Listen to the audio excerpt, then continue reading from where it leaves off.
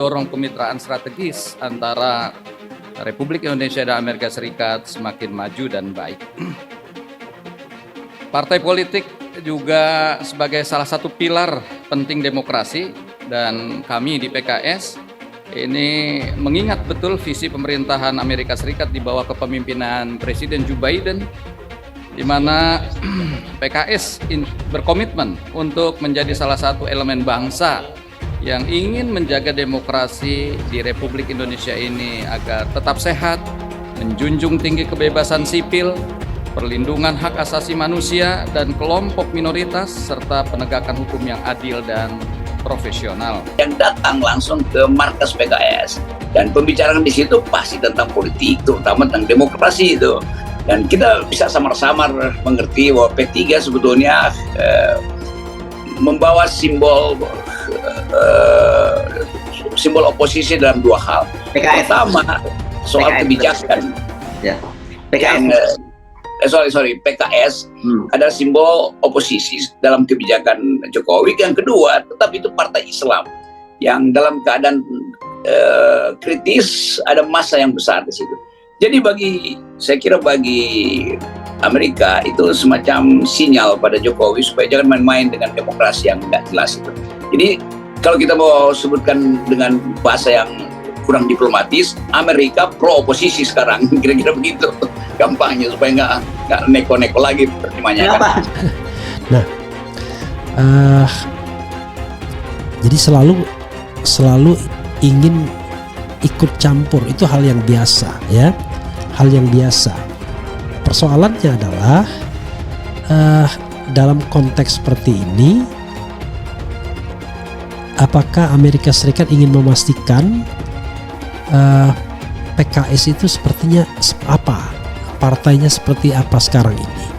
Karena partai itu kan berkembang. Kenapa? Karena menurut saya dia belum memutuskan firm akan ke Anies atau yang ke lain. Karena mitra aliansi mereka ya tentu pemerintah lebih mudah kalau mereka misalnya dengan Islam kiri, dalam tanda kutip tapi kirinya ya, Islam seperti NU yang dianggap selalu kompatibel dengan katakanlah ya dengan dunia non Islam ya. Jadi kalau bagi mereka barangkali kalau yang berkuasa Prabowo dengan dukungan NU, mereka will be no problem. Prabowo juga orang lulusan Amerika Serikat. Tapi soalnya adalah ada catatan-catatan yang tidak terlalu baik bagi Prabowo. Misalnya dugaan pelanggaran HAM dan lain sebagainya, bekas bagian dari pemerintahan otoriter Soeharto dan lain sebagainya. Sehingga sebenarnya ada dilema bagi Amerika kalau mengendorse Prabowo. Kalau Anies dilemanya nggak ada. Dia hanya ingin memastikan apakah PKS ini bisa menjadi mitra atau tidak kalau menurut saya. Kedubes Amerika Serikat main ke PKS. Pengamat sebut kode dukungan untuk Anies Baswedan. Dikutip dari Warta Ekonomi Jakarta, manuver partai dan aktor politik terus berlangsung menjelang pemilu 2024.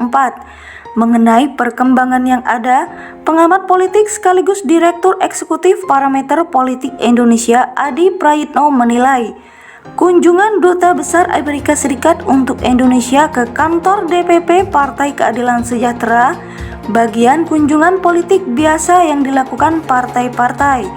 Kunjungan Dubes AS Song Yung Kim ini memang ramai dibicarakan. Menurut Adi, kunjungan menjadi ramai karena dikaitkan dengan dukungan PKS kepada Anies Baswedan dalam Pilpres 2024.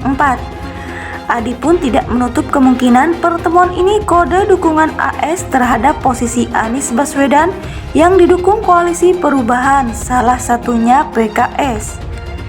Pastinya bicara tentang bagaimana positioning PKS yang mendukung Anies untuk maju di Pilpres. Karena bisa saja negara-negara barat terutama AS memberikan kode dengan Anies. Karena Anies itu adalah notabene-nya lulusan Amerika, kata Adi melalui pesan singkatnya Kamis 16 Februari. Mungkin saja itu terjadi di pembicaraan kunjungan mereka, tetapi prosesnya kita tidak pernah tahu apa yang sesungguhnya terjadi. Kata dia menambahkan, selama ini PKS itu suka kritis, suka protes dengan kebijakan-kebijakan Amerika, terutama yang terkait dengan pembebasan Palestina. Jadi tidak mengherankan kunjungan kedubes AS ke PKS kemarin menjadi ramai, ujar Adi.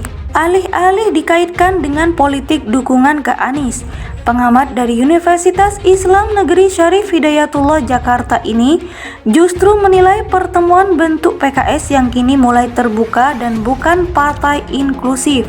Sebab selama ini PKS dikenal sebagai partai yang mengkritik negara-negara yang tidak ramah dengan Islam. Dengan adanya kunjungan semacam ini, tentu akan ada kesan bahwa PKS itu partai yang terbuka bagi siapa saja untuk melakukan komunikasi politik. PKS tidak lagi dipersepsikan sebagai partai yang inklusif, dikenal kanan, dan menutup diri dari negara-negara barat yang selama ini tidak ramah dengan negara Islam, tidak ramah dengan Palestina dan semacamnya.